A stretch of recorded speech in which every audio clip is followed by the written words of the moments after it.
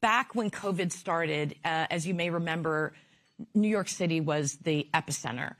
And there was an emergency room physician, Dr. Lorna Breen, at Columbia Presbyterian, who at the end of April, so we knew about COVID, you know, kind of in mid-March, there was so much focus on, you know, the intensity of COVID, the healthcare professionals. She ended up very sadly taking her own life because, as we learned from her family, who soon reached out to us, the Laura Breen Heroes Foundation, said she was afraid that her burnout and asking for help would threaten her license and her credibility.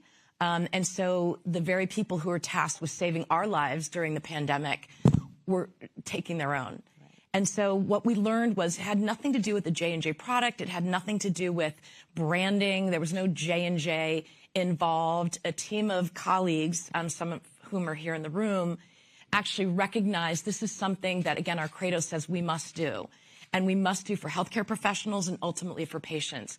And so that began an effort in partnership with the foundation to develop the Lorna Breen, Dr. Lorna Breen Healthcare Provider Protection Act, which is now up for reauthorization to continue the funding for those resources and also look at the licensure and try to remove the stigma of the burnout of healthcare professionals who's, again, are afraid and threatened that if they ask for help, and then the only alternative seems to be to take their own lives in situations similar to our commitment on veterans and veteran suicide.